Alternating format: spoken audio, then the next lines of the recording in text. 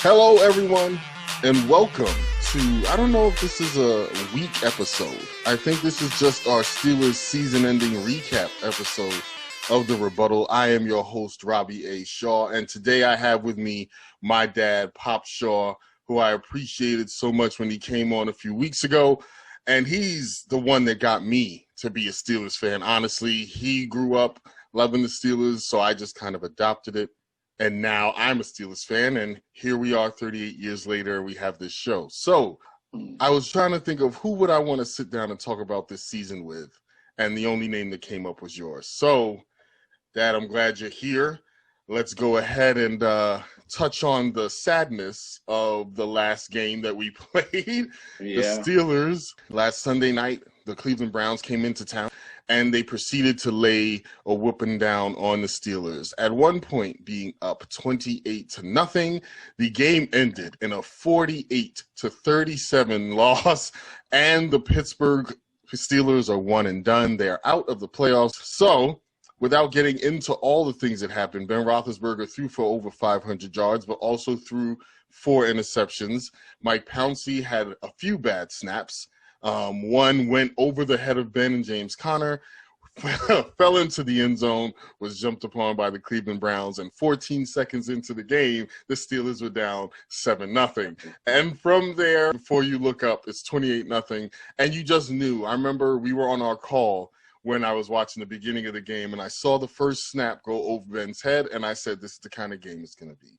Like, we already knew at that point that it was going to be tough sledding. And you don't think it's going to be that tough sledding. You don't think that it's going to be 28-0 at one point. You don't think that the Steelers are going to be at home hosting the game and end up losing 48-37, almost having 50 points put up on them. You don't think any of that's going to happen, but that's why they play these games. And nobody saw that. I know the Steelers didn't see that. I know the Browns didn't see that. Even the best ride or die-hard fan did not see 48 points being put up on us. No. And I think it's the most points that have been put up on the Steelers in the past 3 or 4 years. Like, they've never given up that many points. So, How did you feel after that loss, Pop? Well, obviously, I was disappointed because we had a season that started off great. We were 11-0. You know, and when you start like that, the expectation is that we're going to be in the Super Bowl. Yep. That has to be the expectation. We've beaten everybody that, whether it's good teams or bad teams, we've beaten everybody. And then all of a sudden, you know, I think, though, initially the scheduling had something to do with it. Right. You know, games were canceled or rescheduled and all this type of stuff. So I think that affected the way that we played, but I'm not looking for excuses. The fact is we lost. I was disappointed, especially the way that we lost. Right. You know what I'm saying? I could see if we had lost, like, say, 21-17 or 21-20, something like that. I could take that. Okay, we gave a valiant fight. But this is a team that we've beaten consistently, you know, sometimes twice a season. 17 years in Pittsburgh. They've never beaten us in Pittsburgh. Right, and then they come on our home turf, and they seem more pumped at winning than we did, you know. And we still have 1 or 2 drop catches. We need, I don't know, maybe we need to make a ball with handles on it or something. These guys keep dropping the ball, you know. But they totally disappointed me. Can you imagine throwing a ball with handles? Right. You have to grip it just right and then turn it and throw it. You know, I mean, it seems that's the only way they could actually hold on to the ball. Yeah, it does seem that way. And go ahead. They talk about all the great improvements that this guy Washington made. Well, yeah, okay, you need to make an improvement. You're a professional. Catch the ball. That's your only job. Yeah. Run and catch the ball. That's what wide receivers do. They block sometimes. Well, not all the time, but they'll block every once in a while. Right, the occasional block every once in a while. You know, like it's just like the punter does too. Yeah, occasionally. Occasionally, right. So, but you know, I mean, these are basic things. Hold on to the ball, you know. Make sure you get yourself open to that the quarterback can see you, you know. And then the other issue is the quarterback. You know, he's standing there. He looks like a Statue of Liberty trying to throw a ball. You know, you got all these people rushing at you. You got to be mobile. You got to be able to, because your offensive line is not, you know, it's not 100%. And to make up for their deficiency, you got to be mobile. Yeah. And he was not very mobile. He got issue with his knees. But I thought the week that they had off would have made a difference with his knee. You know what I'm saying? He got to rest, you know, and let the knee heal a little more. But he still came back and started throwing the ball at the Browns. You know, maybe he's colorblind. I don't know. I mean, but it's interesting you say that, because we both agreed that I honestly thought the week off was going to be, I literally said it. I felt like Ben was going to come out after that week off. He's rested. He didn't have to throw in like 7 days or whatever. Your arm feels good. You can ice it. Your knee feels good. And then it was like, I looked at that loss and they came out so flat. Like from the beginning, it just felt like Cleveland said, we're here to play. And the Steelers said, Cleveland is going to roll over. And I feel like that, Carlton mentioned it on our show the other day, that he felt like Juju and the mentality that he had when he said the Browns are still the Browns, that they felt like they were just going to roll over, that they didn't have a chance to really win this game. And I feel like I felt the same way. I'm not going to lie, because when you look at the week before with Mason Rudolph in there, they go to Cleveland and only lose by 2 points. And that's without Ben playing. That's without TJ playing. That's without Cam Hayward playing. That's a lot of people on the bench. So it's like you see that and you can't help but think, oh, we almost beat them with backups. Of course you're going to think when you come to Pittsburgh that you're going to roll them. But I feel like that first snap, and maybe the way I'm thinking of it now that I'm talking to you, is that maybe that first snap tells you that maybe they weren't as prepared as they should have been. Maybe practice was a little light. Maybe people weren't taking it as seriously as they should have. And because of that, they're not doing the little things. And snapping a football when you out of shotgun, when the Steelers have been in shotgun for 87 games now, seems like a very little thing that you should be able to do consistently, that we almost take it for granted. But as you saw in that game, as you saw in the Baltimore game, those little things, when they're not done well, lead to problems. So I was extremely disappointed, but I must say, Pop, as you know, we've watched the Steelers for years. I wasn't surprised. No, I can't say that. I was surprised of the way we lost, but I was not surprised that we lost. Like you said, had it been a close game, I would not have been surprised, because the Steelers have that, and I've talked about it on this show a few times. They play down to people at times. They play down to those teams when they overlook them and don't think they're serious. They did that with Washington, and to a certain degree, I feel like, and they lost that game. They did that with the Cowboys. The Cowboys were up 13-0. They ended up winning that game. They have had games where their mental focus wasn't as sharp as it should be, and that's led to them either almost losing the game or losing games that they should win. So when I saw that, and like I said, when that first snap went over, I said, this is the game we're going to get. They're going to give them the game. And they literally 5 turnovers that lead to 20-something points. You can't win that way. No. And Ben throws for 500 yards. And I said it before that him throwing for 500 yards, there's only 2 quarterbacks that have thrown for 500 yards in the playoffs. He did it. Tom Brady did it, and neither one of them were wins. So that's not even a good measuring stick that, he threw for 5 and got 4 touchdowns. Yes, after he had 4 picks. He followed that up with 4 picks. It's just, it's almost, it cancels itself out. So the Steelers season is over, and I remember feeling really sad for a few weeks.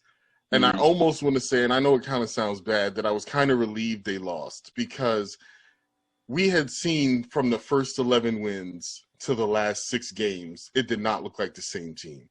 Something happened in that Washington game that they never really recovered from, if you ask me. Something happened in that game mentally that they never recovered from. And it also, I think, really showed itself on the defensive end, because I can understand Ben throwing 4 picks, but Ben doesn't play defense. Ben didn't give up 48 points. Except for the one that was they got it in the end zone. Okay, that's 7. So that means our defense gave up 41 points. Yeah. No sacks, no turnovers. And then there was that point in the game where the offense was coming back and the Steelers were starting to get going. And they needed that one more stop before the end of the half, I think. But if they stopped Cleveland there, the momentum's still going in that direction. And all the Steelers had to do, and it was like less than a minute or less than 2 minutes.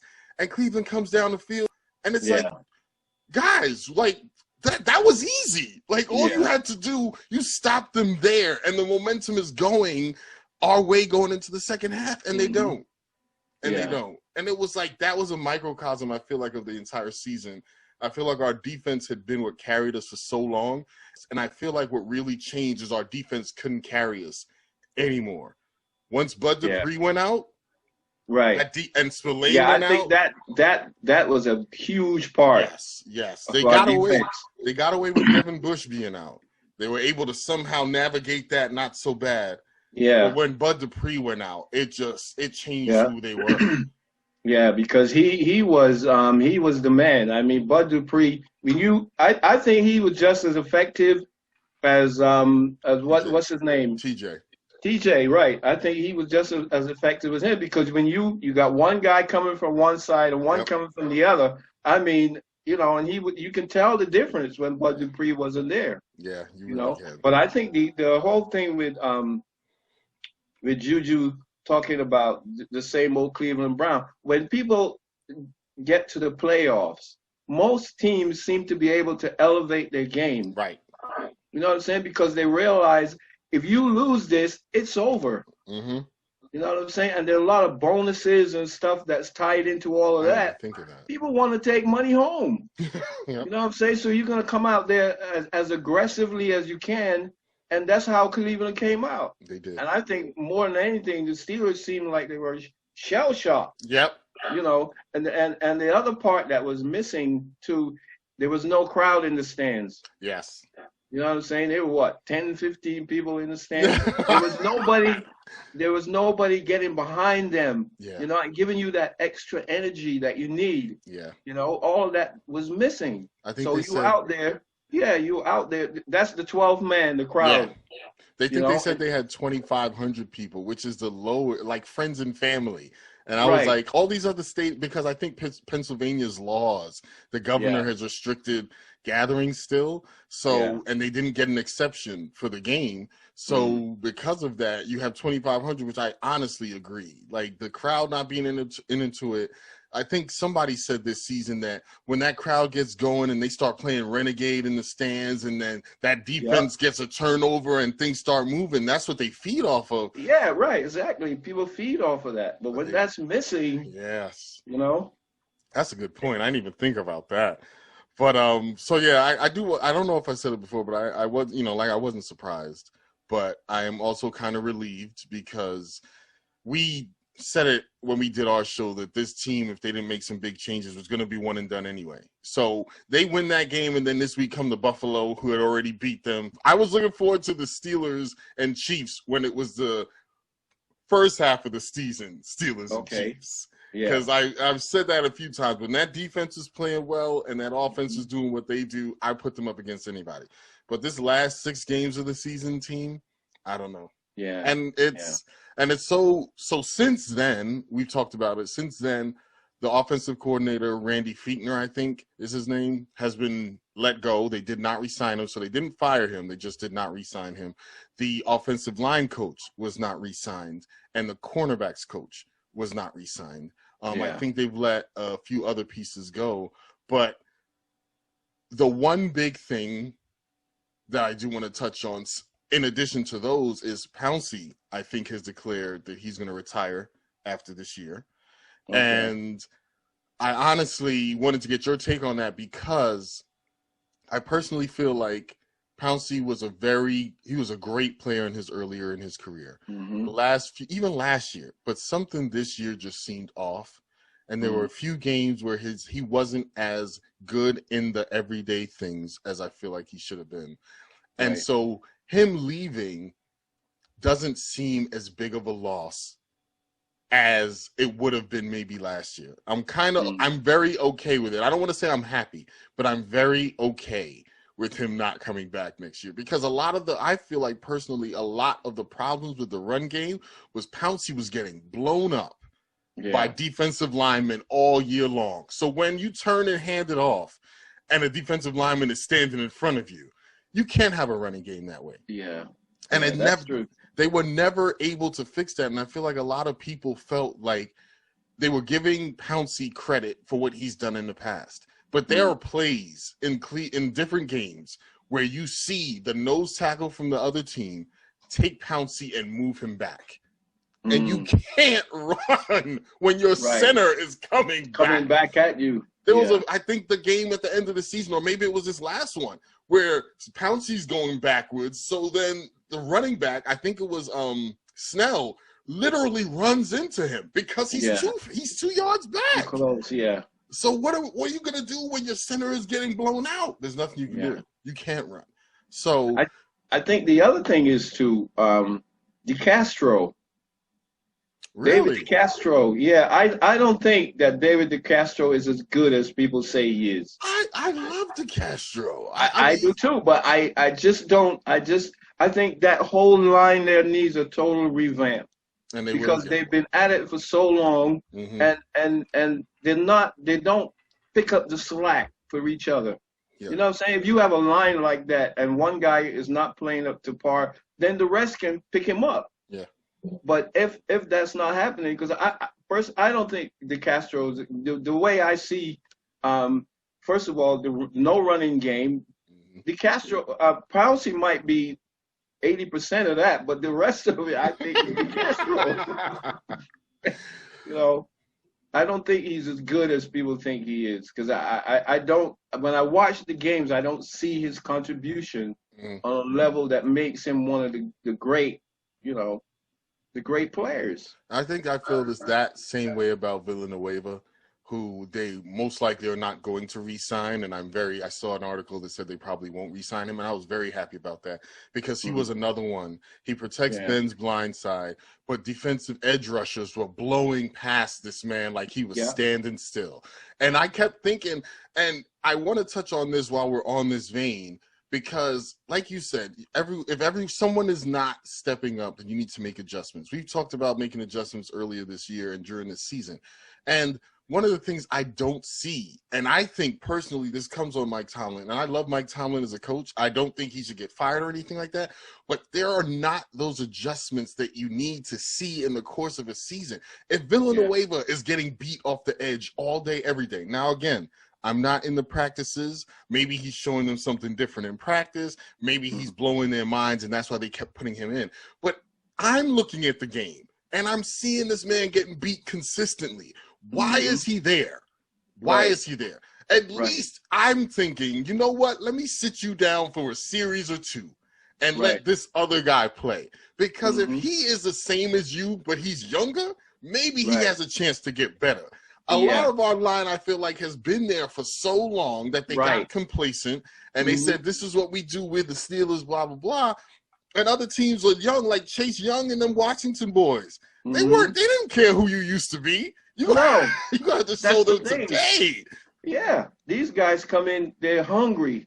You know what I'm saying? Yes. And if you're the number one defense in the league, they're gonna come at you like, really? Yeah, we're gonna show you. You're gonna have to show me how you got to be the number one defense. They're gonna come in there and give you, and that's what was happening these last couple of games. Yeah.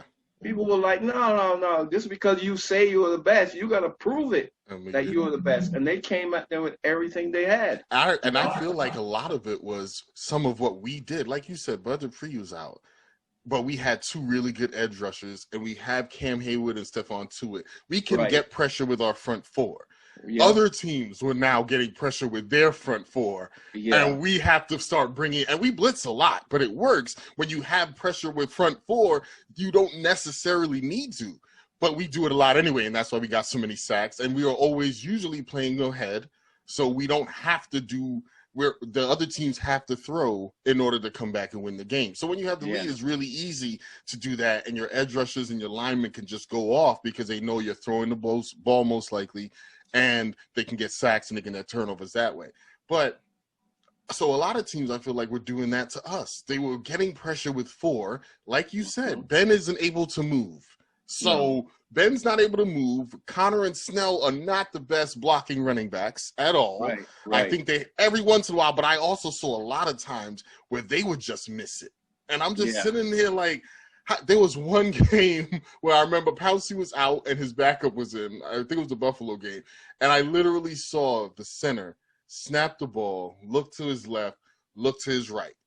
The guy came in from the right, and Snell picked him up. So the center looked back to the left, looked to the right again, and somebody else came on a delayed blitz, and he literally ran right past him. And I said, what the hell are you looking at? Like, there were only 2.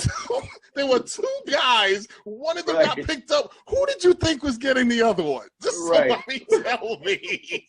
Who did you think had the second one you saw? And he looked and looked this way, and I'm like, bro, like, who'd you think had him? Who? Because you let one go already.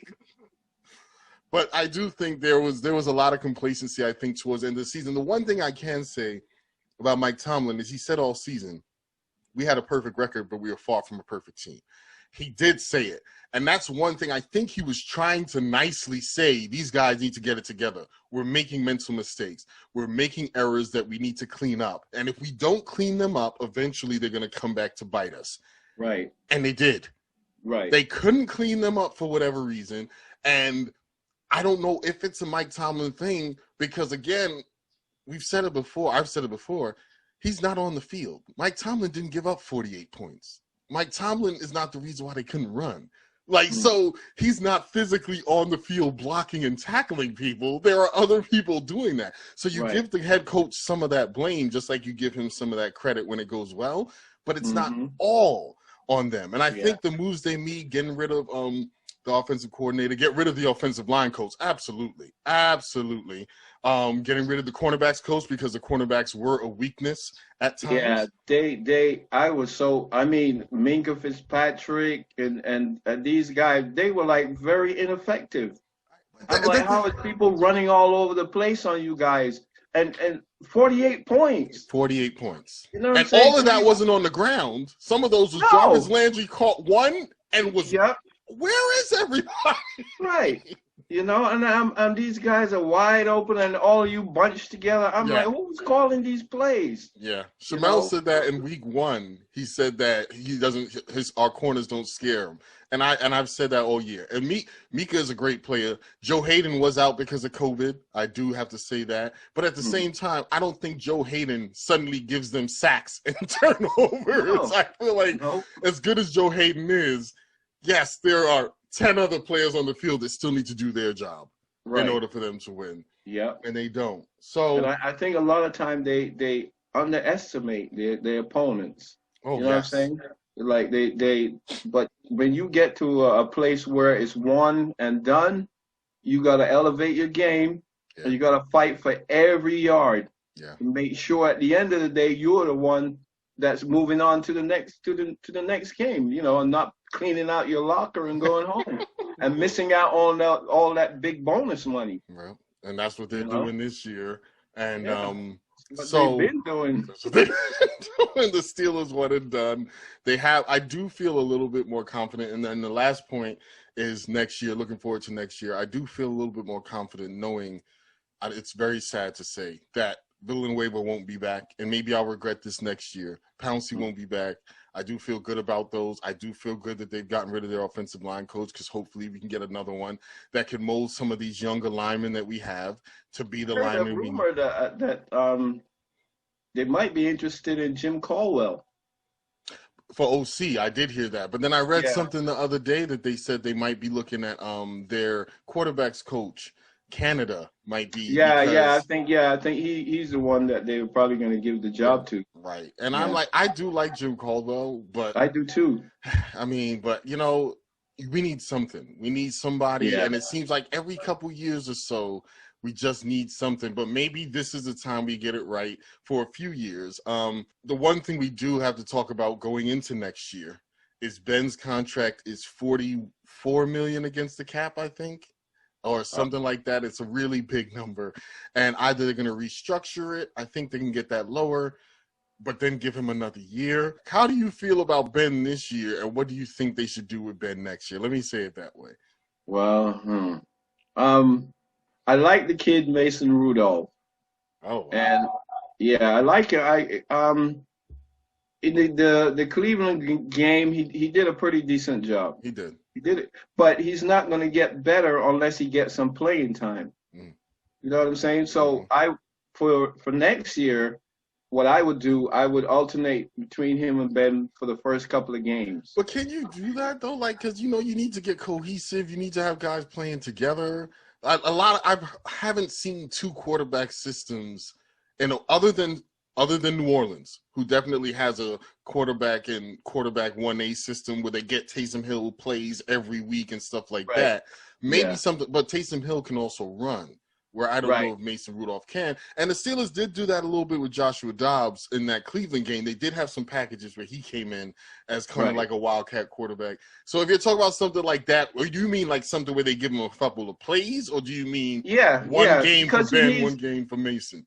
No, but he needs to get some playing time. You know what I'm saying? So either you scrap Ben altogether and let him become the starter, or you give him some experiences during the game, bringing some packages and let him get some playing time during the games. Yeah. You know what I'm saying? But you got to do something. We need a young mobile quarterback, because if you look at the league, most of the winning quarterbacks are mobile. Patrick Mahomes, most of the time, Patrick Mahomes can take nothing, run a few yards, and all of a sudden it's in the end zone. You know what I'm saying? And he's 24 years old? But they don't have a lot of those laying around, Dad. I told you that. I know that. I was watching the guy from Buffalo last night. Yeah, Josh Allen, yep. Yeah, Josh Allen. These are guys that can move at the ball. So wait, I want to ask you. Even Drew Brees sometimes tries to run. No, that's Taysom Hill. That's you thinking about Taysom. But he is a lot more mobile than Ben is. I will absolutely give you that. But I want to say this. So one of the thoughts I had this week that was percolating in the back of my head. You heard Doug Peterson got fired from the Eagles.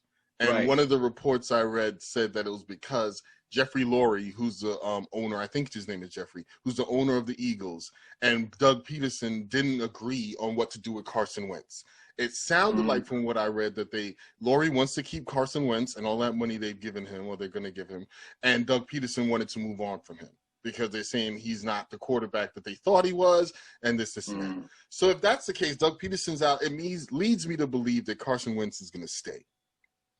If Carson Wentz is going to stay, and you have Jalen Hurts, maybe you don't, who was doing very well when he was playing, if you don't want to have issues in your locker room, maybe, just maybe, you want to trade Jalen Hurts away now. So I was thinking in my wacky, crazy mind really quick that what if the Steelers took one of their picks, maybe their first round pick because they made the playoffs is going to be a later pick anyway, or maybe a player and a second or third round pick for Jalen Hurts, because I personally feel like I like Mason Rudolph, but he's not a gamer like what we saw with Jalen Hurts. Jalen Hurts played, and if Mason Rudolph, I said it before, is a very game managing quarterback, he'll give you a few throws. He did better than I thought he was going to do in that Cleveland game, but it's a small sample size. It's at the end of the season.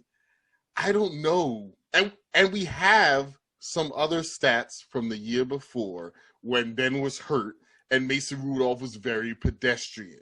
Very basic, very pedestrian. Yeah. I feel like if I had a choice in my wonderful world, I would let Ben go. And by let Ben go, I would cut Ben. Yeah. I mean, and it's hard to say because I love Ben, and Ben has been a great quarterback for so many years. But after this game, if the writing is not on the wall that the window is closed, because everyone said this was our best chance. I don't see the Steelers going 11-0 next season. I don't see I see the Steelers maybe going 9-7 next season and maybe getting into the playoffs because of the new format. But if all these other teams look as good as they did this year, the Steelers are going to be on the outside looking in. Yeah. So we have to get somebody else.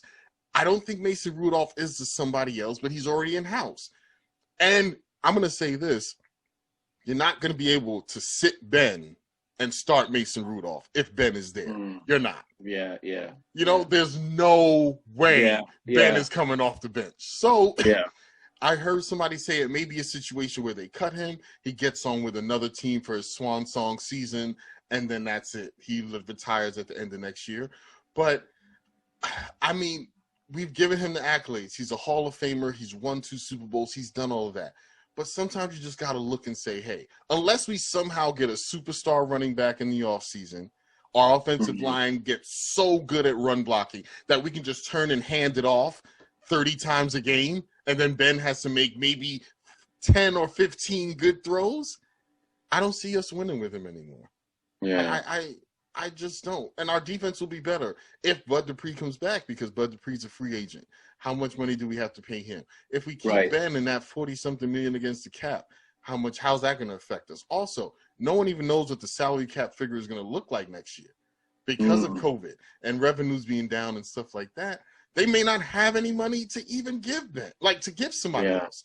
So him staying is going to handicap us from getting other players if we're really trying to win next year. Now, if we're going to call it a rebuild year, let Ben stay, get whatever pieces we can, have a really bad record so we get a good draft pick, and then go get our quarterback the year after that. That's interesting. Because I do like the idea of getting Jalen Hurts, but only because somebody's probably in there like, we can't have both of them, because Carson's going to look over his shoulder, and if Carson has that weight that he has with the owner, most likely Jalen Hurts is on his way out, or he's going to be sitting on the bench all year long, and it's going to suck. And as soon as Carson Wentz starts to play badly, those Philadelphia fans are going to be like, where's Jalen Hurts? Where's Jalen Hurts? So instead of a lot of them at my job. So instead of having that distraction, just go ahead and let him go to Pittsburgh quietly. We'll keep Mason Rudolph. We'll say Jalen Hurts is third on the depth chart, just so everyone's happy and everything is status quo. We get a package for Jalen Hurts, and then slowly through the season we get rid of Ben and let Jalen Hurts start. Because I could see. I don't know. I think Ben should, though. He should realize he needs to retire now. Yeah, but it's a lot of money. I think they said it's like he has to give back $12 million if he retires. I can't see him just being like, I mean, $12 million is what I don't know what $12 million is to people who have made hundreds of millions. Right, exactly. That's what I'm about to say. He during the course of his career, he's played for one team. And how many hundred millions has he made over the course of his? He's had to have made at least 2. Yeah, at least 200 or 300 million. Yeah. Just to see his house. Right. But no, what 12 million is probably like what 12,000.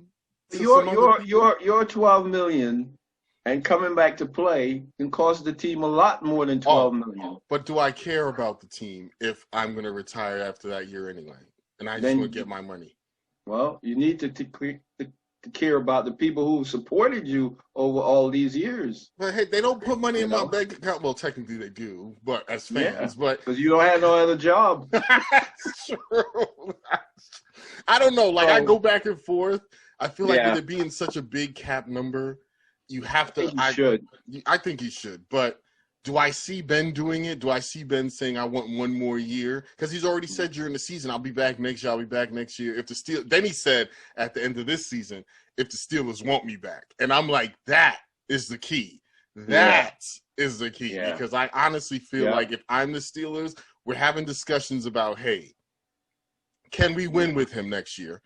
Right. Yes. But we have to have a solid running game, a much better offensive line, and a different offensive coordinator. Yeah. We have to do one of those St. Louis Rams kind of deals that the run game leads to the passing game. And with our defense, like the Rams had, that number 1 ranked defense, we're going to win some games because our defense is going to keep us in it. And then our quarterback needs to make 5 to 10 good throws a game. Well, Ben can do that. But if we're going to ask him to throw 40 times a game, we're not winning. No. There's no way. There's no way we win this game. I mean, we win next year. So I feel like I feel good about the direction that the Steelers are going in now. They are understanding. I feel like the writing was on the wall for those last 5 or 6 games, but the Browns kind of just kicked the wall down and said, hey, those things that y'all were secretly thinking, you need to think them out loud because you guys are not better than the Cleveland Browns, right?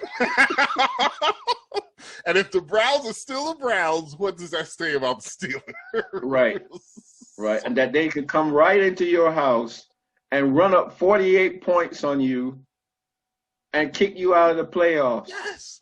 They came in your house, sat at your table, and said, bring me some food, and ate your food. Ate all your food, and then walked out and burned your house down. I was going to say that they turned your table over, but no, they burned the house. They burned the house down.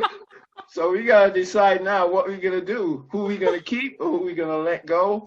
Are we going to rebuild or are we going to see if we can draft some people in that, you know, there's a lot on the table for Mike Tomlin to talk about. Do you think that there's a chance, like, you know, every season Steelers fans are always, fire Mike Tomlin.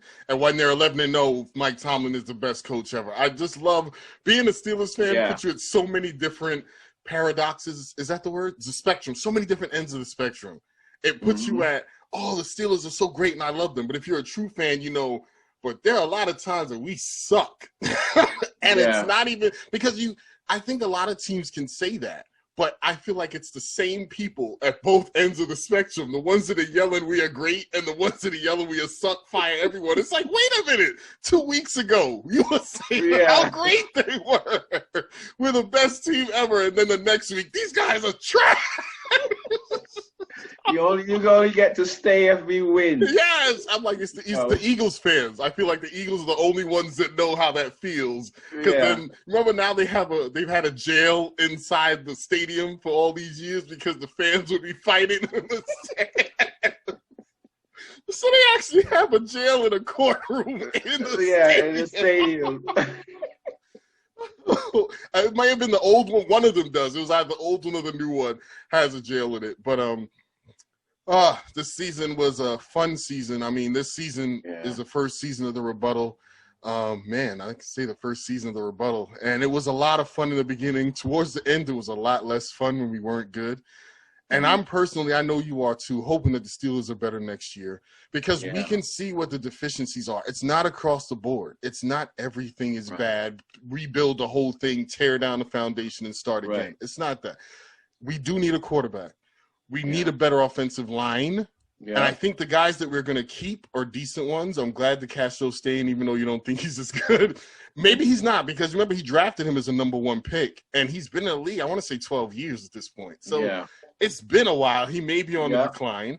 They do have some other younger offensive linemen, and they all get in because our offensive line gets hurt a lot. So they have some game time experience. So I don't feel like you need to go crazy on the offensive line. I do think you need to get a good center to kind of anchor that line. And then from there, you can move the pieces around as you see fit and get them good. We do need a much better running back. We need a star. Not is the star the word I want? Like we need another Le'Veon Bell. That's what they don't have any of those laying around. Somebody who can take the hits for 4 quarters and just keep running. And I felt like James Conner was that person in the beginning of the season. He had like 600 yards.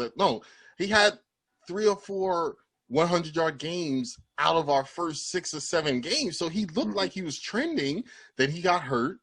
And then after he got hurt, he wasn't really the same. No. You did say that. He's always hurt. And that's the thing. So we need a workhorse running back. We need somebody who can play 16 games, do 30 carries a game, average 100 yards, and which doesn't happen on his own, but you need that running back who sometimes can make it happen on his own. When the defense is in the backfield, he's able to move, still handle his business, and still take off. Everyone needs one of those. It's other than people like the Saints and the Titans and teams like that, even the Ravens. Everyone needs one of those. Where do you get them? Do you get it in the draft? Do you try to get it through free agency, especially when you don't have a lot of money if Ben stays? I think March 1st is when the new season starts, the league year or whatever. If you don't have money, you can't get these other pieces. So I definitely, right now, as we're constructed, if Ben stays, we go 8-8 next season. I'd be surprised if we do better than that. maybe 9 Well, and 7. I tell you what, though, I believe, and I could be way off the mark here, but I I've been believe way that off. if next year that we don't make the playoffs, I think they're gonna do. Mike Tomlin is gonna lose his job. Whoa! I think so. I think so. Whoa! I think Wow! so. After a 12-4 season? Yeah. Because if you Oh, look wow. at it, you went 11-0. Yeah. You know what I'm saying? And this whole thing, you gotta remember too. This is a business here. Yeah. You know what I'm saying? You were 11-0 team, and then all of a sudden a collapse. You get one game in the playoff, and you're gone. Yeah. You know what I'm saying? And Wow. you don't come out and aggressively handle. To me, it seems like he's just too passive. I may be wrong, but he just Yeah. seems too passive. Wow. You know what I'm saying? Yeah, yeah. Sometimes you got to take over stuff. If you see the game is going the way it should be going, go down there and slap the offensive coordinator, hit somebody, do something. Maybe You know what he I'm saying? is though. Motivate, get these people. Look, you got to do your job, or you're gonna walk home. We ain't giving you no ride back to Pittsburgh. Do something. But I feel like maybe he does do that because there's two types of coaching, right? There's two types of fans too. If it's going well in the first half of the season and you didn't do that, then you can't really say because if you stick to what's got you here, you know, that whole Right. cliche. If I didn't slap the offensive coordinator in the beginning of the season and we won 11 games, I don't think I can go and slap him now because we won 11 games with him doing what he's doing. So, you know what I'm saying? Like, I don't know if you want to totally turn the ship left and go, now we go this way when it won us 11 games. Like, and because let's say it like this. If this was the Jets and the Jets won 12-4 and 11-5 or whatever, people would be ecstatic. If this was the Bears going 11-5, if this was the Cardinals going 11-5 or 12-4, people go ecstatic. It's only because we're the Steelers fans and we expect to be in it every single because year. we have a history. Right. We have more Super Bowls than anybody else. We Other have a than the history of Patriots. winning. Bastards. You know what I'm saying? We have a history of winning. So this lackluster thing is not expected. But 12-4 Be is champions. lackluster. Huh? 12-4 is lackluster. Yeah, look the way they played. They played badly, and they were fortunately they won. All right, so let me ask this They question. didn't live up to that. They didn't live up to that standard. They didn't. But the standard is also a solid running game and strong defense. We didn't live up to that standard. We lived up to the strong defense part.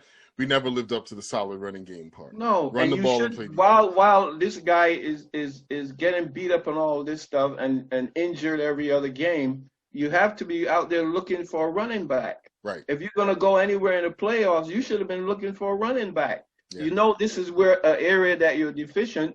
Call somebody up and see if we can do some kind of trade or something like that because we pushing for the playoffs. Right. You know what I'm saying? Let's bring somebody in here who can give me 40 carries at 10 yards a carry. But who's available that can do that? Like we don't know all the people, but I'm sure I have to believe, a part of me has to believe that one, they made those calls and no one answered them, or they thought they really had something. And I think Benny Snell is a better running back. And I think if you gave him an entire year, he could be a very solid running back. I think he's better than James Conner. I do at this point. I agree. Yeah, I do. 100% I believe agree. that because I mean he hasn't had the success like James Conner had, but when he's been given the ball often, he does it more than James Conner. But he doesn't also have the story. You know, James Conner went to Pittsburgh. I think he went to Pitt, and he had cancer, and he overcame cancer. So James Conner has a story with him. But he I don't know if that doesn't put seats in the stands and money in the bank. It's a story. People love everybody has a story. You know what I'm saying? He could have been involved in robberies and shootouts, grew up in the hood. Okay, so you made it out, but how does that put money in my pocket? Well, it means that we're not going to get rid of him now. When his contract's up, I don't think they renew it, and he may get cut if they get a better running back. But I mean it's all those pieces. It's like Ben then, because if that's the case, everyone got a story. They should be cutting Ben. That's the story because Ben's story is up. here in Pittsburgh. We should cut you. Let's go get somebody else.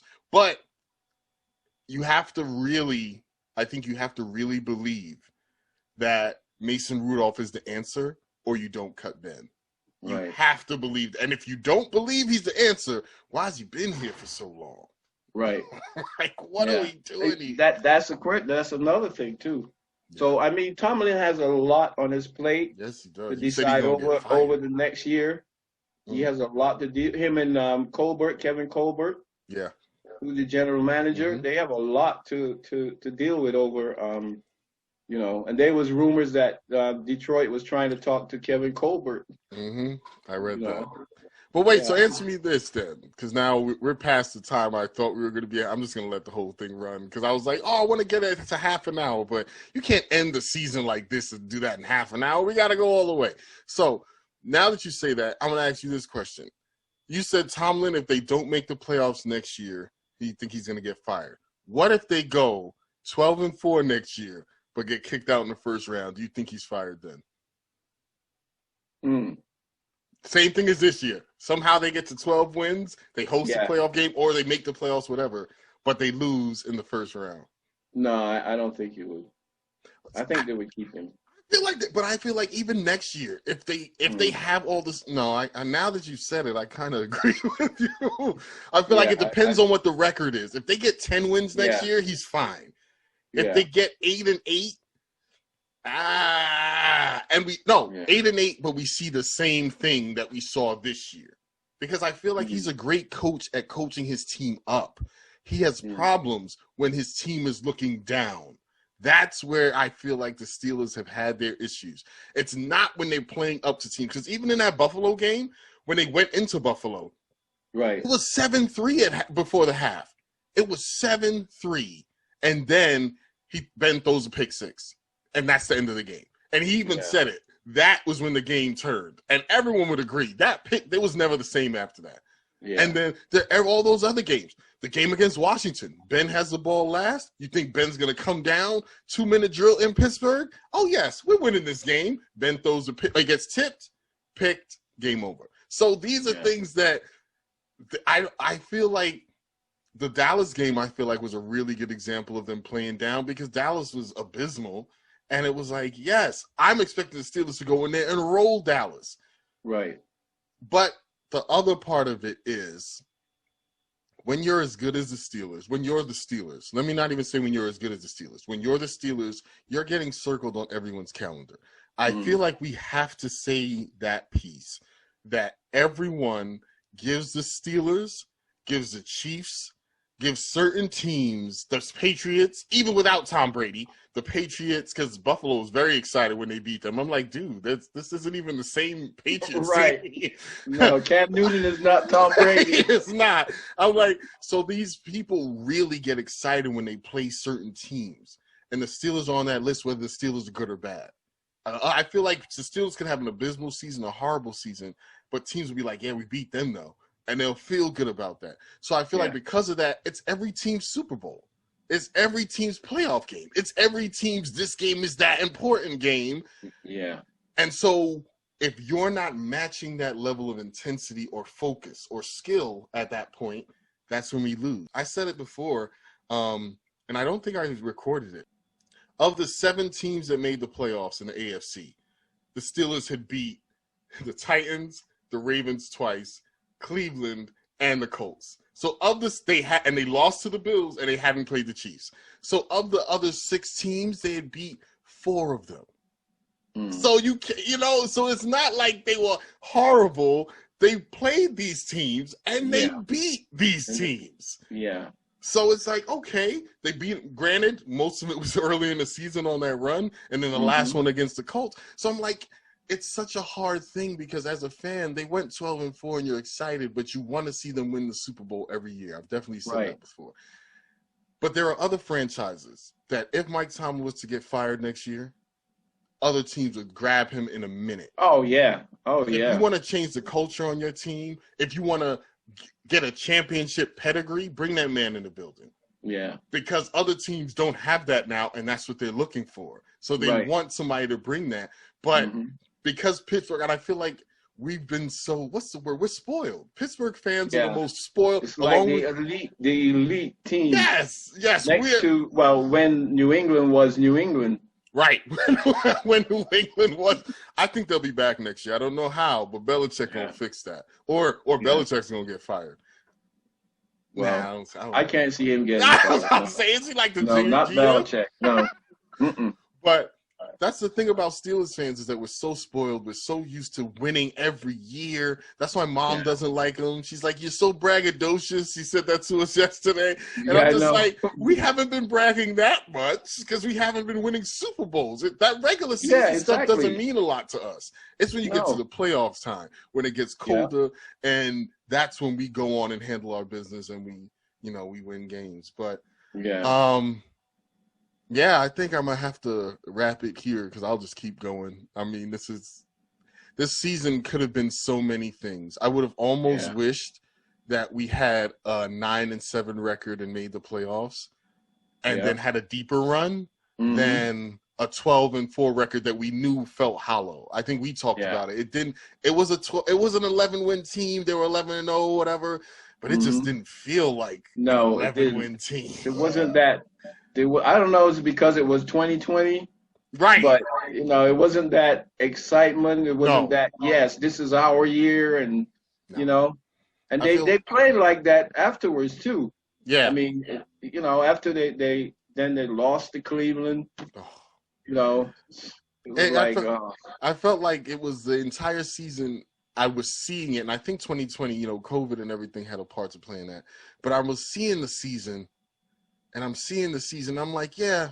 And everyone, I would go to work and stuff, and people are like, oh, what's the Steelers record? Because I have Steelers masks and everything. And I'm like, oh, yeah, we're 7-0. And they're like, really? Oh, that's great. And I'm like, yeah, it's cool. It's whatever. And then we were 11-0. And I'm like, yeah, we're 11-0. And people are like, oh, your team sucked. And I'm like, well, till your team beats us, it doesn't really matter. And then after we lost to Washington, I went to work and somebody was like, oh, yeah, your team sucks. They lost to Washington. And I was like, dude, did your team beat us, though? Like, are you constantly on the defense? But in my heart, I'm sitting here like, when Kansas City was 12-1, it still felt like, yep, Kansas City.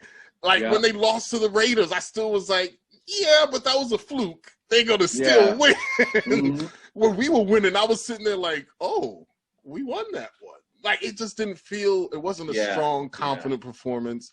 There was they had some of them, like when they beat Cleveland the first time, and they jumped all over them. It was 38-7. When we beat the Titans, I feel like they were ready for those games. Like, they said, these are the games. People doubting us, we're going to go out here and win. They held Derrick Henry to under 80-something yards after he was averaging 120. That really surprised me. Tennessee is a great football team. I mean, Derrick Henry runs like being chased by the Klan or something. Because he can rack up 250. Yes. You know what I'm saying? And we go in there and we beat Tennessee. And Derrick Henry didn't get a whole lot. I'm like, oh, whoa. And that seems real. Yeah, it did. It felt real after that Tennessee win. But then I think it was the second Baltimore win where it didn't feel real anymore. When they had the COVID thing and they got pushed back all these days, and it was Robert Griffin and Lamar Jackson wasn't even playing and all that stuff. And I'm sitting there like, it don't feel real now. It was 19-14, and I was like, we should have blown them out. We were sitting at home all this time, and we still didn't blow them out. And I get it. It's a division game, and Baltimore was going to play up. But I remember sitting there going, something ain't right. Because I feel like when Kansas City played Baltimore, they beat the brakes off of them. Did they beat the brakes off? I remember the other year they did. And Baltimore was winning, and Kansas City was like, hold on a minute. Y'all got the first quarter. We're going to get the next three. And they beat the garbage out of them. And I'm like, that's what I was looking for the Steelers to be, that team. And, we said it. It was good I'd rather take close wins than close losses. I'll take that. But it felt like it felt like it was just on paper. Like they were good on paper. They weren't good in real life. Like, oh, you look at their record, oh wow, they're a great team. But if you watch the games, you're like, ooh, there's a lot of stuff to clean up. There's a lot of stuff. A lot. And hopefully they get it cleaned up next year. Drop passes was for me. Yeah. A lot of drop passes. That was one of the biggest things besides the lack of a running game. Yeah. You know, we had like 3 games where these guys couldn't hold on to the ball. Yeah. You know? So true. And it was that, at the worst part of the season. Like yeah, and when you're getting close to the playoffs, Yeah. you want to be playing up. You elevating your game, right. Because you're going into the playoffs and you got to win or it's over. Or it's over. You know, but if you don't elevate your game, if you keep doing the same drop, you know, catch the ball, man. So true. You know? But now we're gone. And now we get ready for next year. I don't want to say the rebuild, but the preparation for next year starts now. And I'm really hoping to see some. I don't need to necessarily see big names, but I do want to see big changes, if that makes sense. Yeah. You know, yeah, like, you don't have to bring in a name player. Just bring in somebody who can do what you want them to do. You know what I'm saying? You don't have to be Chubb or anybody like that. Right. But get a running back in there that has something to prove. Yes. You know what I'm saying? I'm coming in here. I'm angry. Mm-hmm. I want to make a career out of this. You know what I'm saying? So I'm going to go out there. I'm going to give you 200 yards every game. Right. Or 150. Or I'm going to try. Like, that's the thing. Right, exactly. You're going to get that 150 every game effort. Maybe I don't get to that, but I'm going to give you this effort every game. And because I feel like if we see the same James Conner and Benny Snell next year, bro, you guys aren't even trying. Like, something's got to happen this year. And I know we got rid of a lot of people. Yes, we got to bring in other people. That's part one. But we've got there's people that we're keeping that we might have to let go. Yeah, because I'd like to go to one of the games next year. I would too. We should do that. We should plan and do that. We got to see how everything goes. Because we got to see, I'm in my house 98% of the time. So you already know that. But we'll figure something out. Because I do want to get to a game. Or at least get close. I'd like to at least tailgate at one of these games. But I'd like to get in. But yeah, we'll talk about that. Pops, as always, I appreciate it. This is what I needed. This was my catharsis for that horrible game. And it's so bad because I don't know if I said it. I almost felt relieved when we lost because I was like, at least it's over now. Because I can't deal with the Sunday stress. Yeah. The Sunday stress. Yeah, you sit there. Man. I was able to end of the game. I felt like I haven't breathed for like 6 weeks. Like my chest has just been tight, even during the week. And I'm like, all right, who we playing this week? I got to do the show, which I enjoy doing, but I'm not going to enjoy watching that game. I tell you. And then I would watch the games, and I'd be like, yep, another disappointing game. Another disappointing game. What does the Super Bowl look like for you? Who and who? So originally I had the Steelers and the Seahawks. And neither one of them are in there now. So I'm gonna go to my backup default pick, which is the Chiefs and the Packers. Which is what that was mine too. Really? Yep. That is always my default. Well, Pittsburgh is my default team, but my backup is always Green Bay. Really? I love the way Aaron Rodgers plays football. Don't let Carlton hear you say that. He'd be like, oh, Aaron Rodgers gets all the credit, but Devontae Adams does all the work. And I said the other day, he only caught 1,400 yards, bro. The other 26. And yesterday's game, it was Lazard who did work. It wasn't even Devontae. So I can't wait for this Friday's episode because I'm going to be like, so Devontae did what exactly? Because I know he had a touchdown, but that was like a 3-yard touchdown. But who you got on the other side? You got Kansas City too? Kansas City, yeah. I feel like you got to pick them, but now I feel nervous because now that I picked them, watched them wet the bed against Cleveland today, and I'm like, don't tell me Cleveland is for real. I don't want to hear it. I do not want to hear it. Cleveland is not for real yet. We'll see how Baker plays in this game, and I said it on our playoff special from Friday. Because the game against the Steelers, you can't count that. He was up the whole game. He was literally up 14 seconds in. Now, had that been something different and it's a last-minute drive and the game is tied or they're down 3 and need a touch or something like that, and he comes down and delivers, yes, he's proved it. It's real easy to be a good quarterback when your team is up 7-0 early and then the secondary of the Steelers does nothing and you're up 14-0. Like, There was no adversity that game. They didn't even touch that, man. I think they ran by him once. I was like, really? This is what we're doing now? Like, and then Highsmith got hurt, and that was the end of it. Whoever his backup was, I was like, dude, that's the third stringer. Y'all gotta. I'm sorry, bro. I'm sorry for him and us. Like, you came in the playoffs, and you. Mm-mm. But yeah, so I think that'll be a really good one. We should try to watch I don't know if we can watch the game over Zoom, but we should figure that out. Because I feel like, I'm going to be texting you the whole time. Like, hey, did you see that? With that, I appreciate you joining me and talking about this. Always my pleasure. This has been a really fun season. I'm going to see if – I always say I'm going to do something because I get the ideas right in the moment. So now I'm like, when we do the Super Bowl, we should try to see if we can get you on. But we usually record those on Fridays, and I know you're working. But – with the Super Bowl weekend, we might be able to do that one on Saturday. And so we'll see if we can do it Saturday. I'm definitely going to let you know so we can get you on there and just go over whoever's playing. Hopefully it's the Chiefs. But honestly, if it's the Chiefs and the Packers, I feel like that'll be a good offensive Super Bowl. Mm-hmm. But it will suck from a defensive standpoint. And as a Steelers fan, I like good defense. So I feel like it'll be it's going to be a track meet. If it's those two, we're going to be looking at 45 to 52 is the score. Yeah. Whoever had the ball last is the team that won because the defense never showed up. They put their jerseys on, but they put them on backup so that they could watch from the stands. So, but that, anything you want to say to anybody at home watching? You had some really good gems of advice last time, so I want to give you the opportunity to say something if you want to.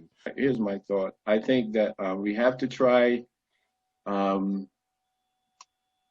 don't want to get political, but when I look at some of the things that are going on in this country, it's scary.